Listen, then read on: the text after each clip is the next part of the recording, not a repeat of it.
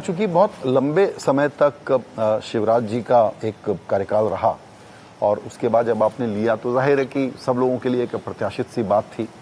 इस पर भी आपने काफ़ी जवाब दिया, लेकिन मैं फिर भी इस पर एक बार वापस आपसे बात सुनना चाहूँगा। और वो ये कि जब इतनी सारी योजना और एक ऐसी छवि बन जाती है, वो छवि क्या है?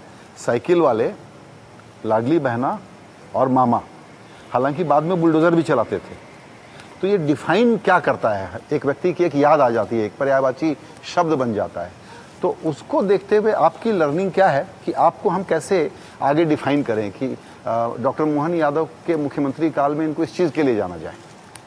मेरे लिए इस प्रश्न का उत्तर दो तरह से देने में मुझे लगता है कि 5 साल के लिए सरकार बनती है, 100 दिन के अंदर जवाब देना थोड़ा आपके हिसाब से लग रहा नहीं जल्दी हो रही लेकिन फिर भी आपकी जानकारी के लिए डे फर्स्ट से जिस दिन से मैं बैठा हूँ, कुछ ऐसे निर्णय जिसमें कोई लगना ही नहीं था। जैसे उदाहरण के लिए अब ध्वनि प्रदूषण के लिए माइक का उपयोग करना, कोई भी धर्म स्थल हो, अब सुप्रीम कोर्ट का डिसीजन है, हमने एक निर्णय किया कि ये नहीं चलेगा और इसके कारण से 66,000 माइक जमा करा के हमने छुड़वा दी।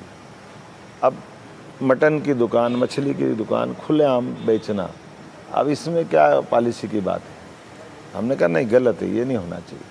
तो इसमें बस निर्णय किया और 8 दिन के अंदर रिजल्ट आया कि पूरे प्रदेश के अंदर हमने कहा कि खाने से मना नहीं, बेचने से मना नहीं, इसका मार्केट बनता है, उसकी अपनी एक मर्यादा है जो फूड सेफ्टी अधिनियम का पालन करते हुए आप बेचो ना, कोई मना नहीं कर रहा है।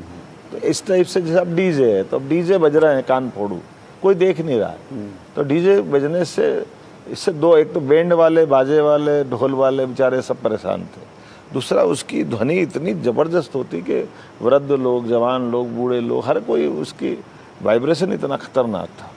तो हमने कहा नहीं, ये नहीं चलेगा।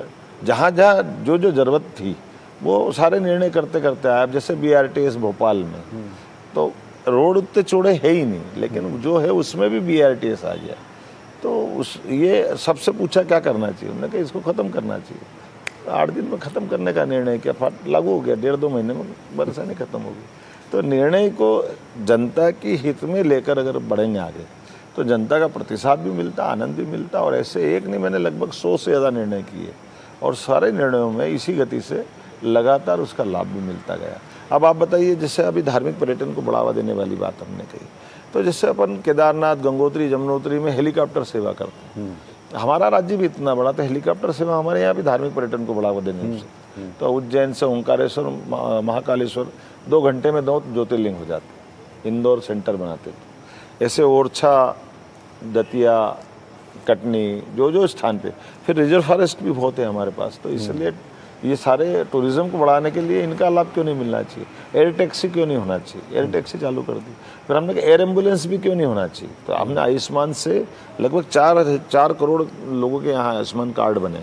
तो गरीब आदमी के, कोई बच्चा, बूढ़ा, कोई हॉस्पिटल में भर्ती है और डॉक्टर कह रहा है कि इसको बड़े हॉस्पिटल पर ले जाना है, अब उसकी क्षमता नहीं है, तो कलेक्टर और डॉक्टर डिसाइड करेगा। हमने डिसाइड किया एयर एम्बुलेंस से डॉक्टर की मेडिकल सुविधा भी मिलेगी, तुरंत उसको शिफ्ट करेंगे कहीं पे भी।